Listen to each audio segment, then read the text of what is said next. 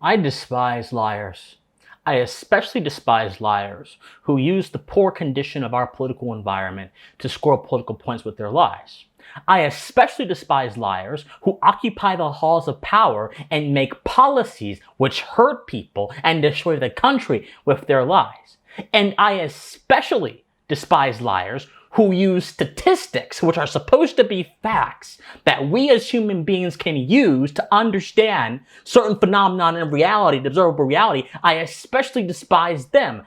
Hence, the title of this video and the topic of this video, Gavin Newsom. Now, many of you have probably seen over recent times as the posting of this video, Gavin Newsom has become some kind of rising star in the Democratic Party. I think that his conventionally attractive, so to speak, appearance, his gelled hair, and his smooth talking manner has captured the minds of so many people whose minds are already really overtaken by false premises, that is the ideology of progressivism. It has captured their minds and has captured their imaginations to see Newsom as a future president one day. Well, Newsom recently had an interview with Fox News' Sean Hannity, and of course, I can critique Sean Hannity's performance in this interview. I can critique Sean Hannity. I won't do that. That's a different video, different day. But in this interview that's being passed around on Twitter by DNC propagandists like Victor Shi and other people who have big accounts and are out there promoting DNC talking points, this interview is being touted as Newsom's showcase as an intellectual juggernaut. So, I'm going to actually show all of you the bits and pieces of this interview that have been shared around and that supposedly show Newsom's strongest case. I will actually show it in segments so I can respond to it in segments. So here is Newsom attacking Sean Hannity's proposition that Biden has not had a good record as president. What he's been able to accomplish. I think his policies are failing. CHIPS Act, Science Act, do you oppose that? Okay, so Newsom cites the CHIPS Act, the CHIPS and Science Act, as one of Biden's actual achievements. But there's a key problem with this. First of all, the CHIPS Act is a corporate welfare handout, a subsidy, attempting to engineer the American economy in the direction that Joe Biden wants it to go. And I'll just tell all of you who are not familiar, the CHIPS Act was an act that is meant to increase domestic semiconductor manufacturing in America, because right now the situation is Taiwan has basically all the world's semiconductor manufacturing. America gets our supply from Taiwan, and if China were to invade Taiwan, the semiconductors we use in our cars and our computers would be jeopardized, and that would potentially lead our economy to the halt. So Biden said, let me go ahead and increase domestic manufacturing. But like every attempt of central planning, it is neither laudable nor morally correct, no matter what your desired end is. Central planning seeks to usurp and take control of the economy from the people who actually generate the economy, who actually make the economy, the consumer, and put it in the hands of bureaucrats. And whenever you do that, you will disrupt the natural, proper economic order of things, and that will lead to chaos. We see it right now with the Biden sanctions that have triggered inflation. We see it whenever you look at any controlled or command or centrally planned economy in the history of the world. There's always shortages. There's always famines. Why? Because you're disrupting the proper order of things built in the concepts. Leftists don't really care about built-in objective morality. They care about their own morality. And I think that Newsom's response kind of reflects that unfortunate truth. That's number one. But number two, the CHIPS Act, even if you put aside the moral argument, is actually ineffective because the cost of semiconductor chips, making them in America, is 50% higher than making them in Taiwan. This is why concepts like comparative and absolute advantage exist in economics. Not all countries, not all nations are good at making all things, and some countries have more labor, have more brain resources, have more intellectual power than other countries, have more specialty, so you engage in trade so you can shore up your opportunity costs, you can actually make profit between the countries. There is a significant lack of resources in America compared to Taiwan to actually make these semiconductor chips. So even if we do manufacture here, it'll be more expensive, it'll be more painful, and we actually don't have the labor. So how in the world is an attempt at central planning, which doesn't even have the resources to be successful, a successful political program? It is not. Only to dull minds who have no grasp over concrete concepts or facts would this be considered any kind of a victory, when in all reality, It is an attempt to drudge up old world economic theory and to make us all suffer for it. But well, why stop there? Let's continue with the folly of Newsom's arguments. Go. You said the economy, 13.1 million jobs he's created. More. These are post-COVID jobs. Okay. You know that. That's an artificial number. No. Then let me stipulate this as an opportunity to engage civilly on this. Okay. Fair point. Your president, Donald Trump, lost 2.6 million jobs during his 4 years. We've created 13.1 million. Fine, you can maintain a COVID frame. How about the fact that Joe Biden's created more jobs, 6 times more jobs than the previous 3 Republican presidents combined? Are you going to tell me Sean, that the average... Newsom basically said in that clip that Trump lost jobs, but Biden added jobs. Now, Hannity rightly pointed out that the jobs that were added under the Biden administration came just after the lockdowns and the COVID mania had been lifted and had subsided back to the recesses of history. These were not actual genuine jobs. And Newsom actually doesn't dispute this claim, but he still tries to use it as some kind of value metric.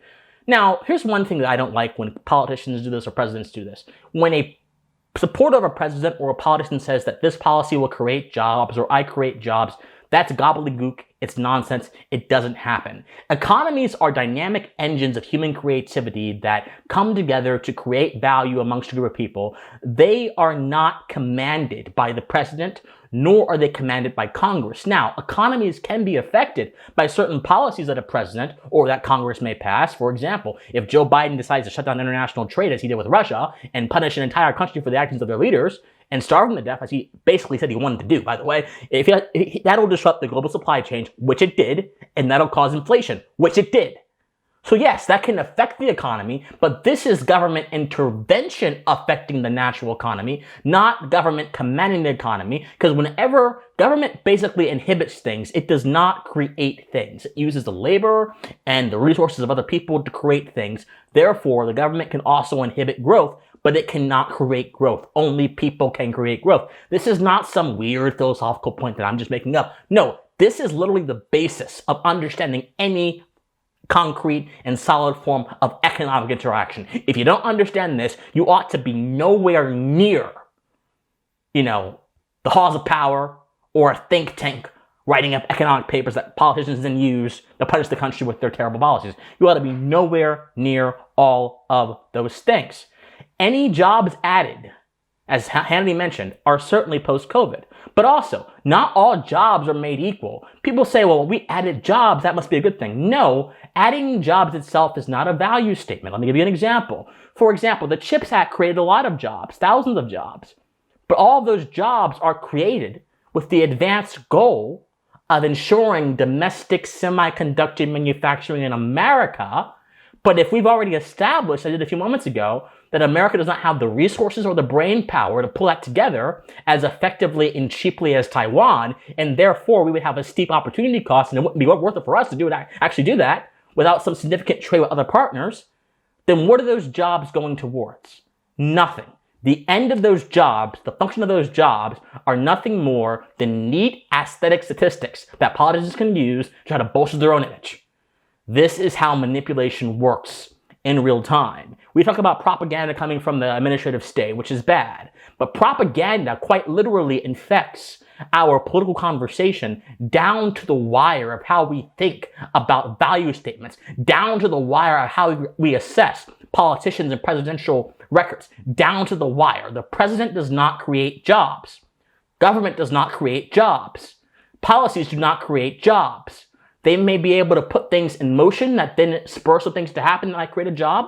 But if there is no dynamic growth, any job you see will not be equal to a job that actually benefits the whole pie. Do you understand? Guys understand what I'm saying? So not all jobs are made equal. I would have made this point and Newsom would have no idea to respond because Newsom's not a thinker. He's a propagandist. He's a doctrinaire propagandist who has no interest in actual intellectual debate. And unfortunately, the cable news talking heads, the cable news intelligentsia, I think you even call them that, don't have the smarts, the wit, nor the willpower to bring him down, primarily because they don't have the smarts or the wit to do so, which is so a shame. But also, one last point before I close this video out. Whenever a politician makes a jobs claim, well, I create jobs, this creates jobs, you immediately mark them down in your mind as being superficial and people who lack understanding of basic concepts. These jobs claims are superficial because they oftentimes make manipulative use of statistics to inflate their point rather than, say, interpreting the data correctly. Let me give you an example. If you created 10,000 part-time jobs that are working from home and 10,000 full-time construction jobs that are working on the Keystone XL pipeline, and you say that that we've created 20,000 jobs, people automatically think, oh my gosh, that's so great, they're all made equal. No. Those part-time jobs that work from home are likely much more replaceable and much easily expendable than the construction jobs that require skill, labor, grit, and hard work. Do you guys understand? Jobs themselves are statistical categories. And what do we know about what I have said about statistics on this channel time and time again? Very simply, we do not reason by means of averages. Averages are data in numbers somewhere up there in the sky that give us a general overview of how things are, but they are not sound basis to make claims in reality about a particular thing. Period. If you get nothing else in this video, please, I beg you, to the Lord Jesus Almighty, get that. Because I'm going to scream if I keep seeing this kind of reason being touted around by the left, or anyone really, as brilliant thinking, when in all reality is sophistry dressed up with the appearance of intelligence. It's disgusting. It's fraud at the deepest level.